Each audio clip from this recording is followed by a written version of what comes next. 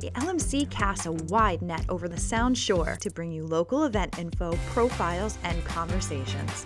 Recorded in the heart of the village in Mamaroneck Cinemas at the studio on the Avenue, LMC Media brings you the LMC Cast Community Profiles. So I'm Jon Chattman, here for LMC Cast.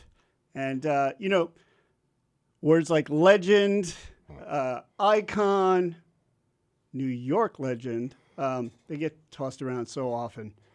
But like I'm sitting next to one right now. And you've heard all these titles, right, before. Doc, how are you? Everything's great. Thanks for having me on. Thank you. It's my honor to be here this morning.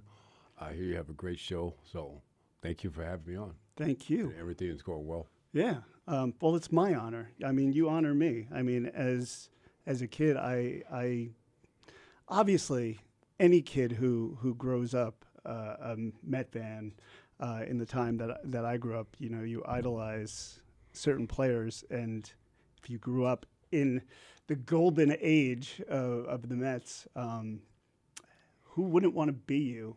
I mean, I remember literally trying to get your pitching form down and failing miserably. And by the way, I just want to point out, like, my dad was camp director. I told you this over the summer when we met. My dad was camp director, and we passed by the sign every single day. What was it like for you, the huge sign in the city, like just seeing yourself every day? Oh, man. It was definitely surreal. I mean, because coming to the major leagues from Tampa and being a year and a half out of high school at 19, you just want to play baseball. You live in your dream. You pitch against a lot of your heroes, a lot of guys you grew up idolizing, pitching against guys idolizers, like Nolan Ryan. And then all of a sudden you see the billboard with my pitch on it, and it's like, wow. It's just like things start happening so fast. And one of the things was I couldn't wait for my family to come up or my friends to come up to show them. I remember Nike put me up there. I remember we was doing it, taking a picture of them doing it. So it was like, it's something that happens, when you're a kid, something that you dream of, but you never think it actually happens. You see it on TV. I think the first one I ever saw was, Walter Payton in Chicago. And this billboard was before Michael Jordan, before Nike did Michael Jordan. And it was unbelievable. I mean, obviously it comes with a lot of expectation, a lot of responsibility for his pitching will. But, having a guy like Gary Carter as my catcher, I accepted the challenge. But it was just a dream come true as a kid, being fresh out of high school, coming from Tampa to New York City, the Big Apple, having you up there on the billboard when you come out of the Lincoln Tunnel to seeing that. It was just a dream come true. That's something I still have pictures of, and it's still one of my favorite pictures I have on my wall in my basement that I like looking at. And when I bring people over, I like showing them that was me at one time. So I feel like so much is made of obviously the trouble that you experienced, and not enough is made of your career achievements. Like, I really believe that. Yeah. And like, when you look back, I'm going to kick this mic a million times during this interview. When you look at your career, debuting at 19, and we're going to totally talk about Juan Soto during this because he debuted at 19 as well. But to actually surpass your rookie season, which was ridiculous, and I don't think anyone's had a better sophomore season than you in Major League history.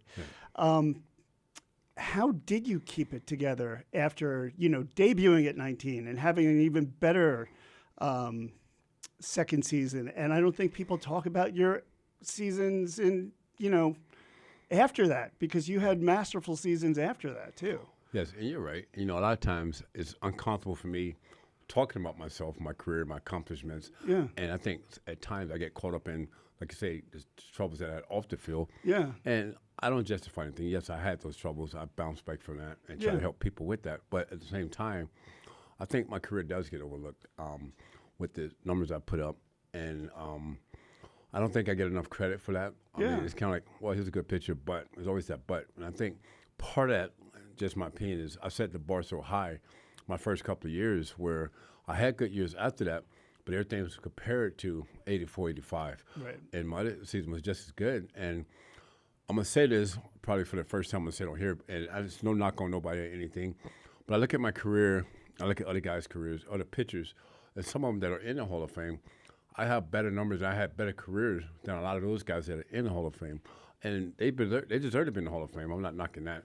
But I think because of my off-the-field stuff, the things I did on the field gets overshadowed, and I don't think that's fair because when you have addiction, that is a disease. And trust me, if I hadn't had that, what could the numbers been? I don't know. Right. I threw a lot, in the minor leagues. I threw a lot in high school. I threw a lot my first couple years in the major leagues. That doesn't get talked about enough. I mean, that's just the way the game was at that time. If I had to do it over, I'd do it the same way because when I took the mound, I wanted to pitch the complete game. I wanted to shut out. And we didn't look at pitch counts and all this kind of stuff. You just went as long as you can. So I think a lot of that stuff does get overlooked and overshadowed, but I'm very proud of the success I had on the field. And I'm very proud of the things I've overcome off the field as well. Yeah, I mean, just staying with that, because I feel like every interview goes right to your problems and not enough goes to your staggering numbers. Yes. Like, I mean, that's like, obviously I knew you were coming today. Yes. So I went back and listen, I'm really ridiculous with Mets stats, yes. Especially yours. Again, I was spoiled. Listen, kids in the 90s, I feel bad for it because especially the early 90s, if you're a Met fan, that was rough. Yes. But I grew up and the Mets were the team. And by the way, I hope that's where we're at now for my kids. But the Mets own New York, right? Yes. And it was ridiculous, but your numbers were staggering. And I think you're right. In 84, 85, your numbers were great, but your numbers were great in 86. Yes. And your numbers were great in 88. I'm forgetting 87 because I know that it was like, a game behind in the division, right? But even in 87, people forget, I missed 2 months. Yeah. And I still won 15 And you still won 15. Still won 15. Yeah. After missing 2 months. Yeah. So. I also think, and correct me if I'm wrong, but like, if you were pitching in the 90s, if you were pitching in the 2000s, I don't think you would have dealt with the scrutiny for your addiction and all your problems, because it was just a different time. You're under a different microscope in the 80s. It was a different time, and coming to New York, and again, I'm not here to justify anything, but coming up from Tampa, I was more of a follower. I was trying to fit in. Yeah. And things happened pretty fast. I had to grow up fast. I mean, my parents had a third-grade education, so they couldn't really teach me something. So when I came to New York at 19, and it's not like now where they have all these team doctors, everybody set you up. You come up, and we'll see you at the park tomorrow. You're on your own. You had to learn as you go. Yeah. And I made bad choices. I put myself in bad situations. Then it became a problem.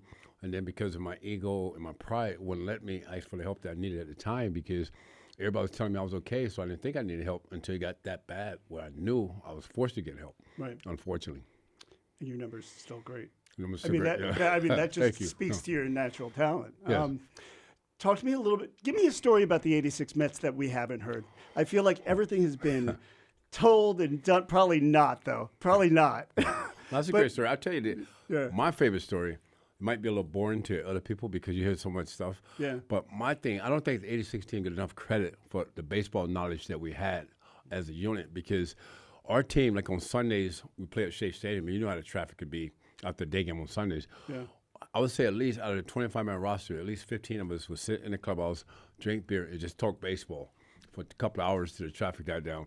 And we never got credit for that. Nobody never talked about that. And that's one of the things I'm most proud of. Yes, we had fun. Yes, we partied on the road. A lot of this stuff is true. But nobody never mentioned about the knowledge we had as a unit and how much we loved the game of baseball and how we sit in there after the games and talk baseball. Plane rides, we talking baseball. On the bus rides to the airport and to the hotel, we talking baseball. We love baseball, and I don't think that got enough credit. And that spoke volumes of the team that we had. Is there anyone on the 86 Mets that maybe flies under the radar a little bit of like how important they were to the team? Yes, I would say for me, Ray Knight. Ray Knight and Kevin Mitchell. Obviously, Keith Hernandez got a lot of credit, which he deserved. He was a true leader. I mean, I learned a lot from Keith and Gary Carter, who took over. He was a perfect guy to come in with the young pitching staff we had. But to me, Ray Knight, a veteran guy, veteran leader, had a lot of, I think he was on a 75 Big Red machine. So he came in with a lot of experience. He was a tough guy, no nonsense type guy. Yeah. And would get in your face and hold you accountable. Punched Eric Davis? Punched Eric Was Davis. it Eric Davis? Yes, it was Eric Davis. Yeah. And he was a no nonsense guy. Yeah. He would hold you accountable. And a couple times, he pulled me a straw aside to make sure we're doing okay and not out in the city too much. I mean, that's the kind of guy he was. Yeah. He didn't want no media attention. And Kevin Mitchell kept everybody loose on the planes and in the clubhouse. Just a nice guy, a good personality. And I think when we lost those two guys, it took a big hole out of the team we had with the chemistry.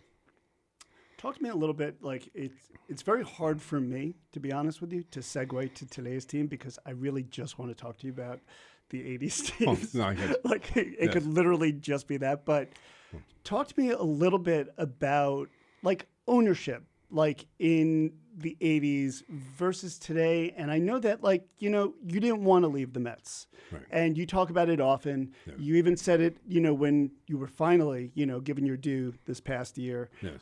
I know you've been in the Mets Hall of Fame for a while. Again, justified. But ownership kind of didn't treat you very well. It's pretty much been documented, right? The old ownership, I should say. Yes. Talk to me a little bit about, the Cohens versus the Wilpons and the Doubledays, and it seems like it's night and day. It's night and day. I think the thing, Nelson Doubleday was great. He was great to me, great to my family. My dad was a big baseball fan, and when my dad would come up, watch the games, he would sit with Nelson behind home plate. It was great. And when I would be on deck, Nelson would joke with me about hitting home runs or different things like that. I think with the Wilpons, I think Fred and Jeff were good people. Don't get me wrong. Good people, good baseball people. But I think there was more kind of old school. And what I mean by that was they had no knowledge of addiction. And again, I'm not justifying anything or blaming them for anything. Sure. And they didn't know how to treat that or how to, go about that. And I think when I had my problems and Darryl had his problems, it was a big red flag where they wanted to back off. Instead of probably helping us get help that we needed, it was more like, you guys screwed up again. And at that time, too, there was no really knowledge about it. Wasn't talked a lot about addiction being a disease. It was just about you're a failure, you're a bomb, you're a drug addict. Yeah. Maybe so, but it's a disease. And same thing with mental health. Mental health now is coming into the picture where there's help out there where before, that guy's crazy. Can you believe what this guy did? I can't believe he did that again. Well, something's wrong to make you do that. So I don't blame the Wilpons for the way it went down. Obviously, in '94 they wanted to cut ties. I got it, but I was really hurt. I was hurt probably more so because I was suffering. I gave this team everything I had. Yep. I mean, even when I was hurt, I pitched. A lot of stuff that happened behind closed doors that I don't feel the need to talk about that they did. Yep. So I was hurt inside because I felt like I needed a chance to go back out there to show the fans that I'm okay, I'm healthy. But as a business standpoint, I understand what the Mets was doing and they was facing because here it is, 87, I went to rehab voluntarily. Then 94, I had a relapse. And then during the suspension, I had another relapse. And they said, that's it, we're out. But to that conclusion, Mr. Steinbrenner gave me an opportunity to continue my career in New York. I'm always going to be a Met. I always said that. Yeah, sure. But I can't thank the Steinbrenner family and the organization for letting me continue my career in New York because had I went to Cleveland first or Minnesota or wherever first, it wouldn't have been the same because for me, from a person, from an ego, pride, and everything else, New York seen me grow up in New York. I came here at 19 and to get the opportunity to jumpstart my career in 96, even though it was with the Yankees, and to go on and win the World Series that year and pitch a no-hitter that year, which was the last game my dad saw me pitch. Yeah. It was just meant to be that way. And so, unfortunately, it didn't work out the way I wanted to work out, but everything is timing. And now with the new ownership coming in, my thing that I love about Steve and Alex Corn is that they care about their fans. Not saying the Wilpons didn't, but the Corns, they show they care about the fans. Right. They get involved with the fans. They spend time with the fans. And the alumni, it almost seems like, I would say more so Jeff than Fred, like they wanted no part of the 86 team, no part of it. And again, from what I went through, and I want to say 2009 was the first year of Citi Field. I know I'm going back now, but no, it's fine. In 2009, I went to opening day because Gary Sheffield, my nephew, was on the Mets. Yeah. So I was going to his game to see, and the stadium had just opened, and the guy that owned one of the restaurants asked me to sign the I wall. remember that. Yeah. He said, "Can you sign the wall and put some stats?" They were gonna wipe it off, right? They took the whole side of the wall out, and so he told me to do it. Gave Doc, me the you Sharpie. could sign my car right now. He gave me the Sharpie to do it, so I wrote my name and I put some stats. Yeah.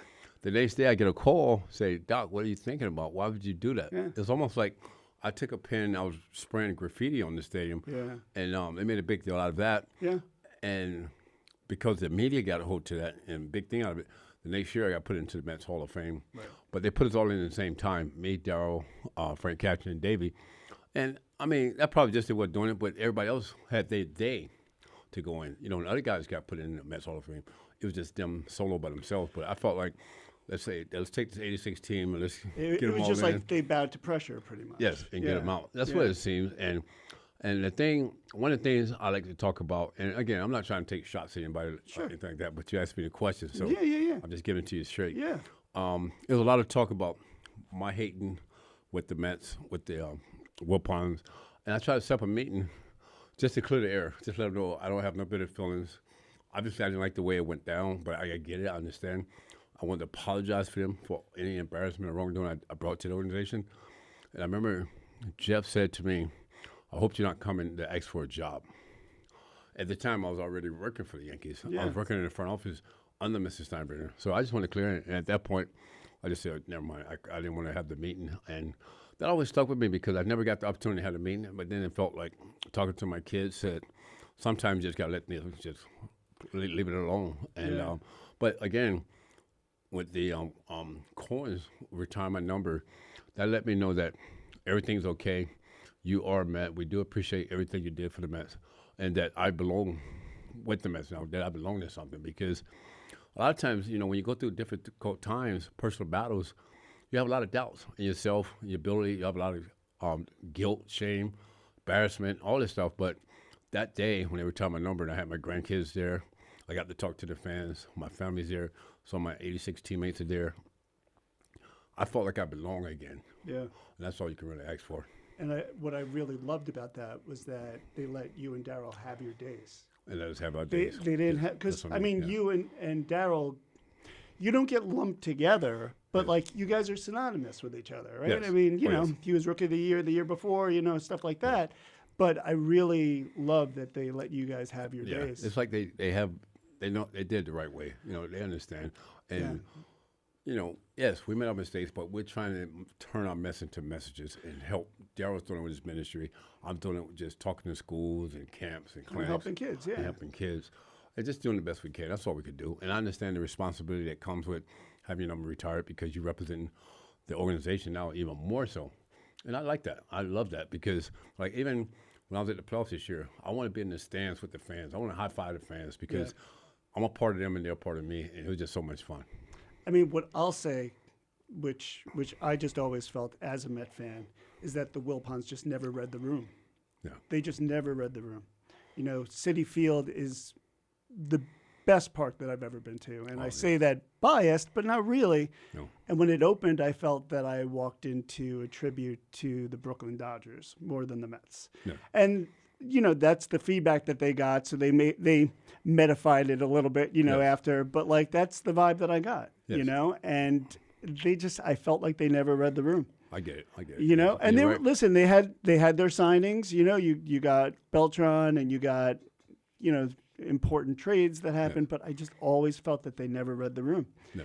And it says something that when they sell the team, fans do backflips, you know? Fans came, yes. You know? Fans are right there. Like I say, and they see people in New York, fans in the media, they're smart people.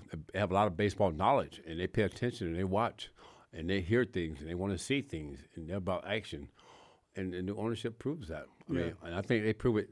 Not going out of their way to prove it, they just prove it by being themselves and in the right position at the right time to bring this together.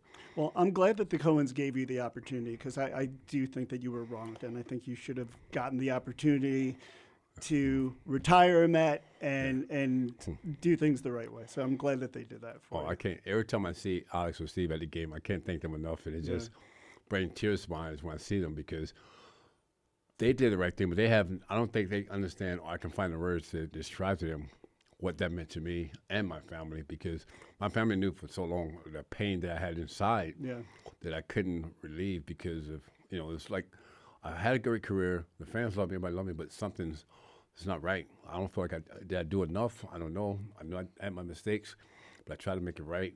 But, you make mistakes, you learn from it, but you can't go back. Right. You can only learn from it and try to help others that may be going through it. That's all you can do. None of us is perfect. I mean, and you just do the best you can. And that day, they had my family there, my grandkids there. My grandkids never saw me play. My 2 young kids never saw me play. But to be on the field with me for that moment in that day, and the fans there, even though it was raining, it didn't matter. That day, to me, the sun was just as bright as it could possibly be.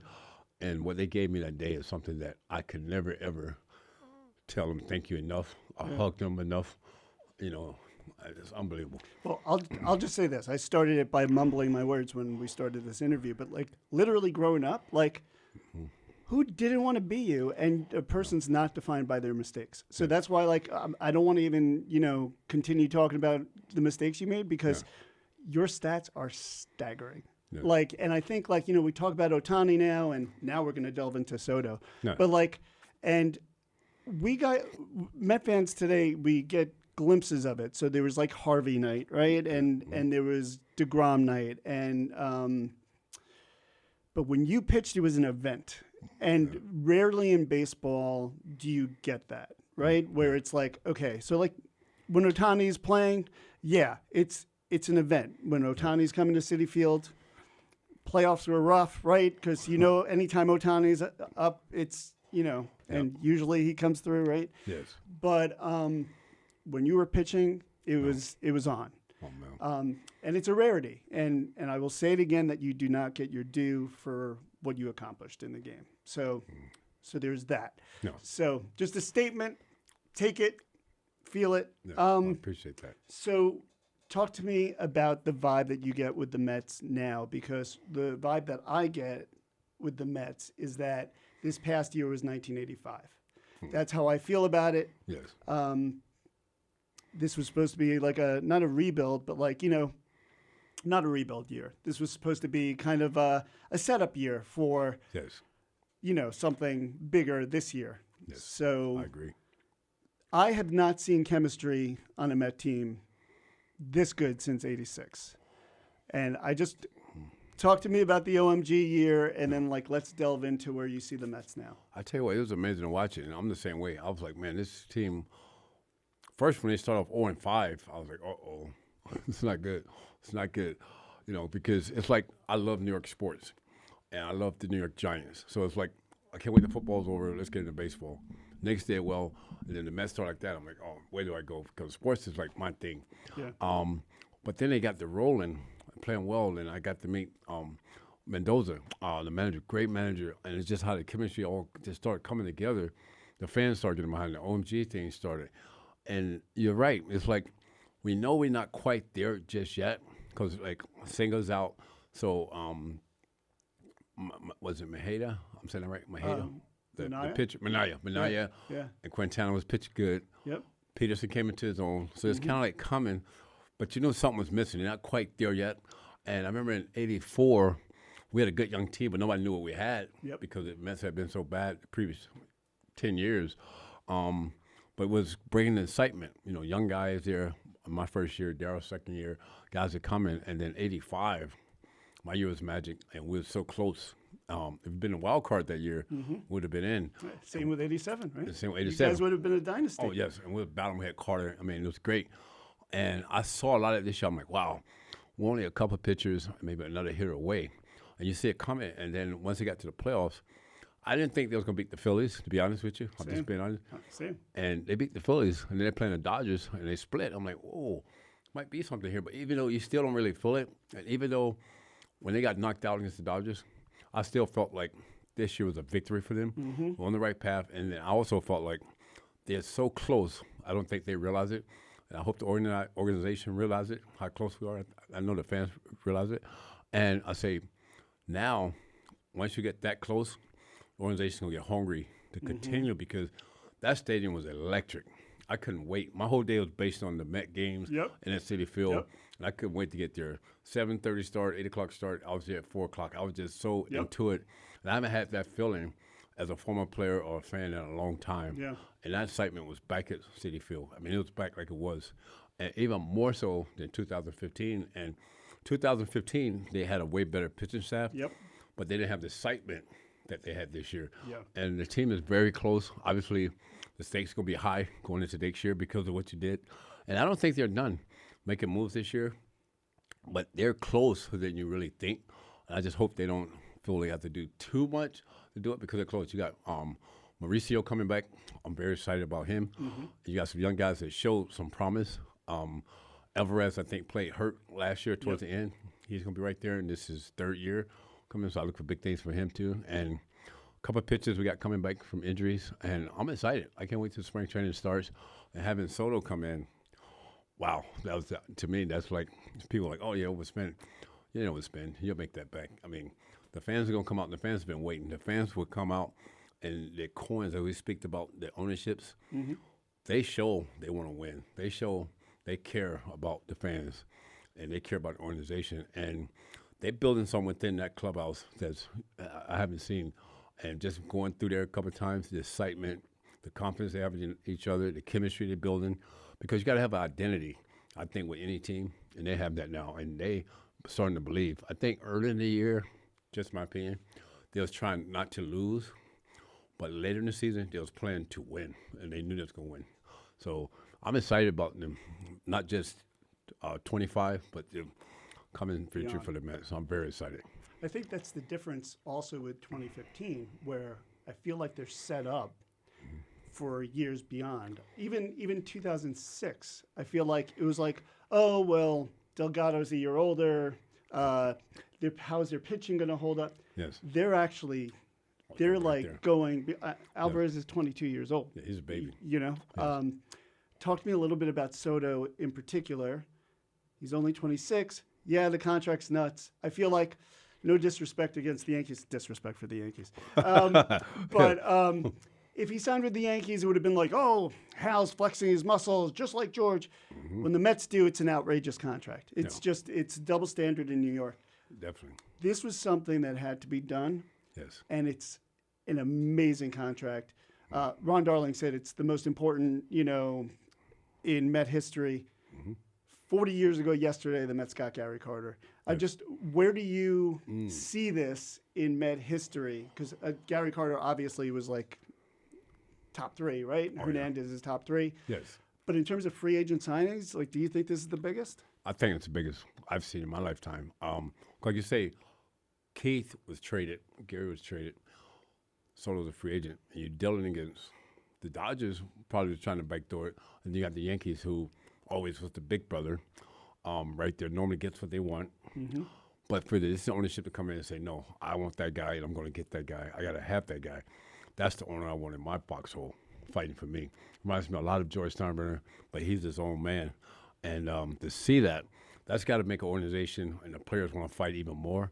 And I just hope that when Soto comes in, he don't put any pressure on himself because, the fans, the media, and maybe himself, you think that I got this contract, I live up to this contract. Well, you earned that contract. They paid you that with hopes of what you can do. And he would take pressure off other guys. And what I mean that, when Carter came in with us in 85, we had a young staff, myself, Ron Darling, Sid Fernandez, Aguilera. The only veteran we had come in, I guess, in 86 was Ojeda. Yeah. But we had a young staff, and we needed that.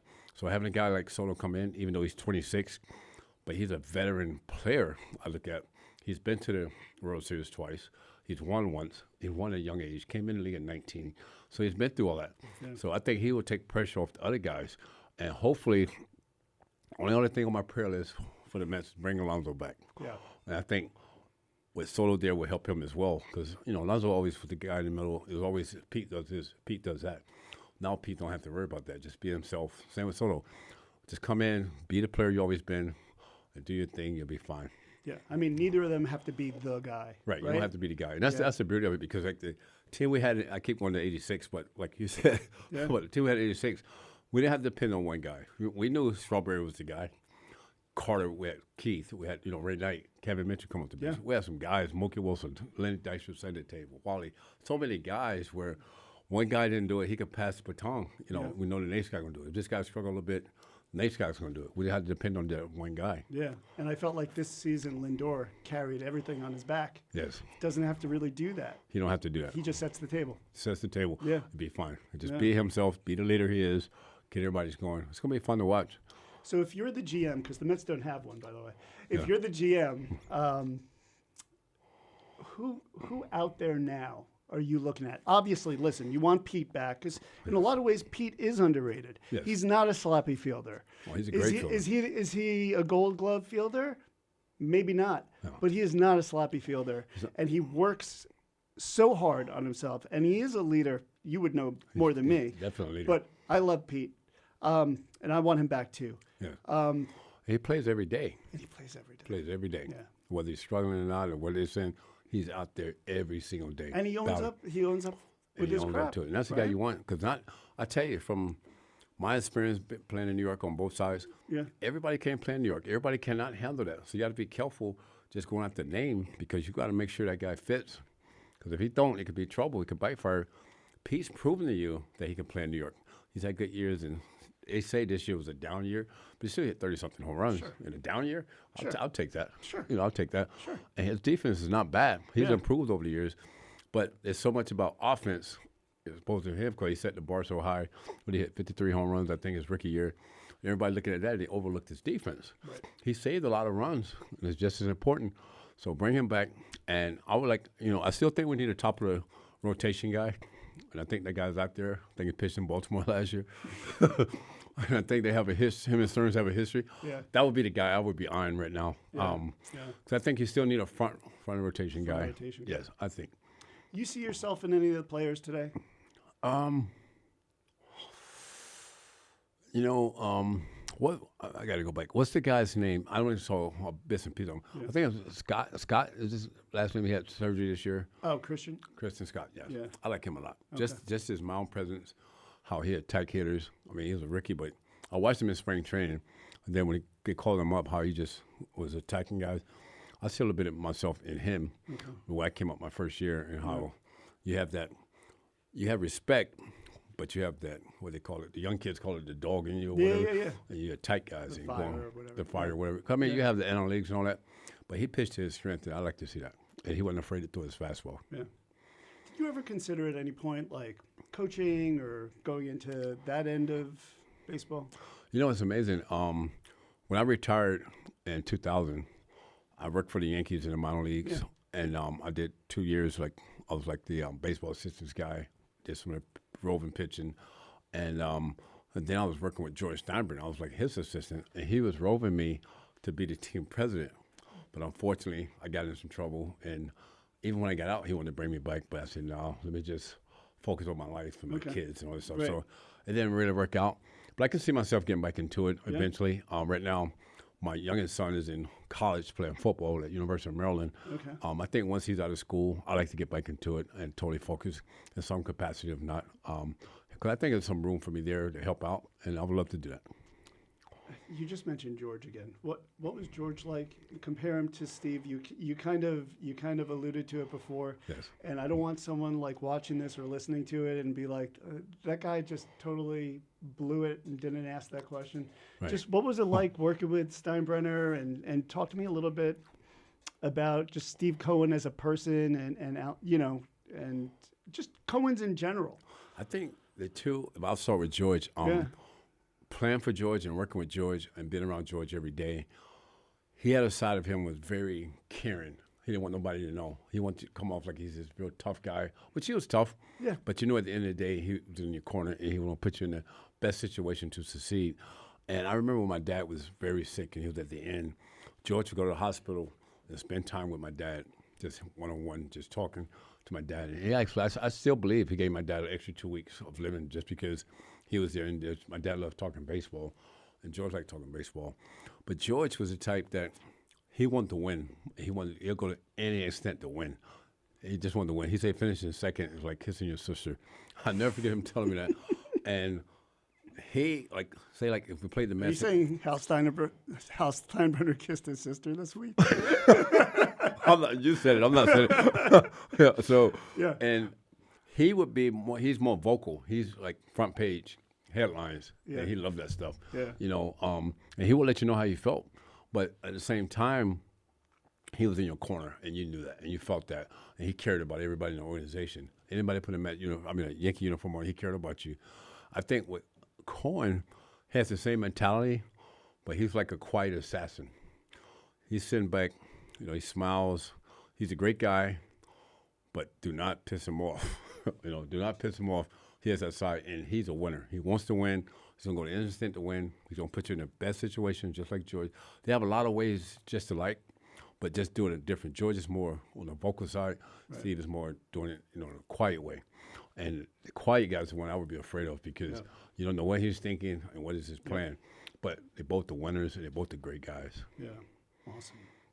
Before we wrap this up, you do so many signings, which tells me just how much you care about your fans. And yes. I mean, this is not like anything new. I mean, you care so deeply about your fans. Mm-hmm. You also do a lot for the community. So I kind of just want to hear from you, like, what you do. I mean, like this summer, I played catch with you with my son, and my son still talks about it, and he's 10.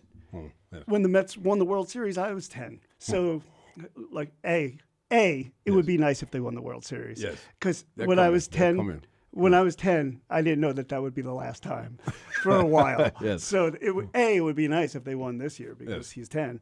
Mm-hmm. It would be full circle. But tell me, like, what you get out of, feeding that energy from the fans.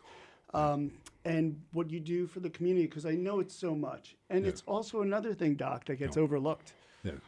I do a lot of stuff. I love it because I had to find, like, when I retired, I had to find something to feel that adrenaline because, like, you play baseball from you're 7 years old and there's so much adrenaline into it.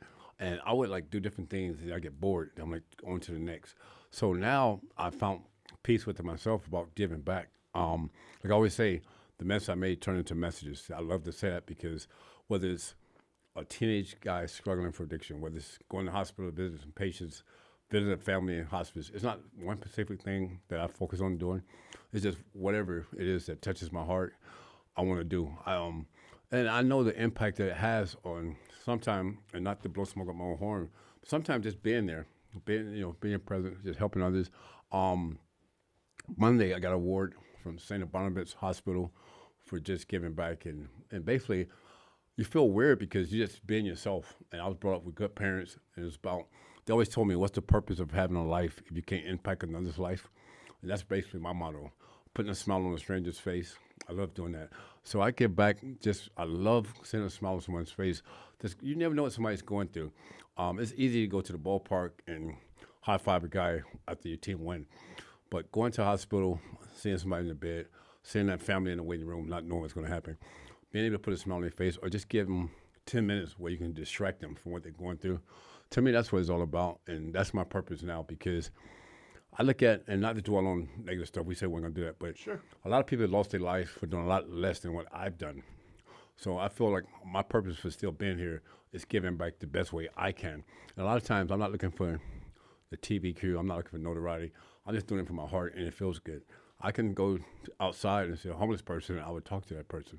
Because at the end of the day, we're all brothers and sisters, and we all need love. And just one word can change that person's life. I remember one of the guys, I would pat myself on the back with this one, but it comes through me. I was speaking at a church, and a guy said, I was telling him about how tough it had been for me. I didn't know where to turn. I thought about giving it up, but I couldn't because I know if I just wait until tomorrow, that might be my blessing, or I have family, I'm not going to hurt them. I just got to get through today or this minute, things will be better. And the guy came to me afterwards and he said, I need to hear that.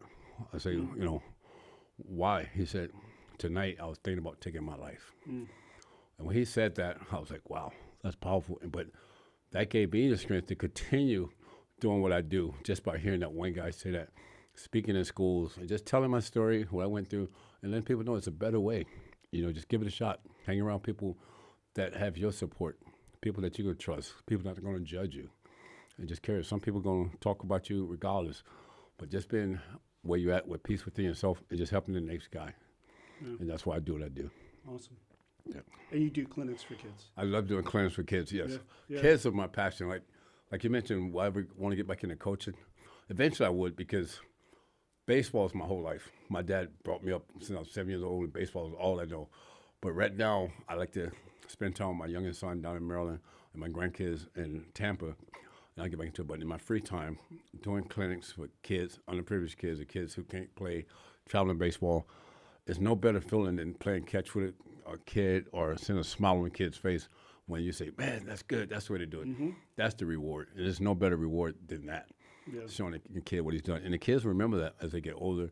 And by a kid telling somebody else that, it keeps them going, keeps their hope alive, and keeps their faith alive. Yeah.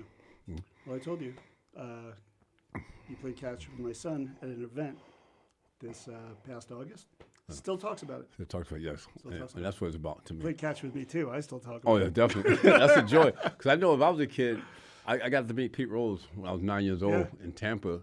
And I remember the joy that I had and to go telling my friends who I met. They didn't believe me. Yeah. And then getting to play against Pete Rose and then becoming friends. Struck him out. And then becoming friends with Pete Rose. Yeah. These things do happen. And I share those same stories with other kids to let them know I was their age once, and these things can happen. It can happen, you know. Toughest batter you faced? Chili Davis was the toughest. Chili Davis. Barry Bonds was probably the best he'd ever faced. Okay. But Chili gave me the most trouble. Okay. Chili was tough, man. What was the one batter that you struck out where when you were on the mound you were like, yes? Pete Rose. Pete Rose. Because Pete, I met at 9 years old. Yeah. And here I am 10 years later facing Pete. Yeah. And he got some hits off me, but to strike him out, it was like, I met him when I was 9 years old, and I'm on the same field in the big leagues, and I'm striking this guy out. And obviously my other thing was, where it was like a surreal moment, being in the same clubhouse with Nolan Ryan, and having Nolan tell me that he looks forward to watching me pitch every fifth day. If he's not pitching or have a game, he turned in to watch me pitch. And that's a guy that 3 years prior to that, I used to be in my backyard pitching to my nephew, pretending to be Nolan Ryan. And he's telling me that. So I always say to kids, dreams come true. And that's why I like to give back to mostly the youth to let them know that these things can happen. You stay focused, because a lot of distractions out there. Just stay focused. You can live your dream. Doc, I'm never going to let you go. No, it's all good. Question. Sorry, last question. Yes. What do you think about the DHs in both leagues? I know it's happened. It's been going on for years, but you could smack the hell out of a ball. So I just got to ask you. I should love to hit, man. You love to hit, and you could hit. Yes. So I got to ask you. To be honest, so when they first got the DH, I was upset. I was like, no, it's taken away from the game. Yeah. There's no strategy now. But then when you look back at it, these pitchers, it's almost embarrassing because pitchers they get hurt bunting, they get hurt running the bases. They didn't take as much pride in hitting as we did. When we played, we'll go in the cages and work on hitting. On the road, the first day there, we hit. We took a lot of pride in it. And myself, I used to love to hit because if you can help yourself, you get an extra inning. And sometimes I would be pitching. I said, man, if I get these 3 outs, I get to hit again. I used to love to hit. But I think now, with the way the game is and these pitchers get hurt, they kind of had to do it. And plus, all my hitting records with the Mets are safe now. So I leave with the most home runs as a Met pitcher with 8. Awesome. Yes. Will you promise to come back? Yes, you got it. Right. My pleasure. You got it. My pleasure. My pleasure. Thanks for having me, buddy. I appreciate you. Yes, this was great. Awesome. Thank you. The LMC casts a wide net over the Sound Shore to bring you local event info, profiles, and conversations. Recorded in the heart of the village in Mamaroneck Cinemas at the studio on the Avenue, LMC Media brings you the LMC Cast Community Profiles.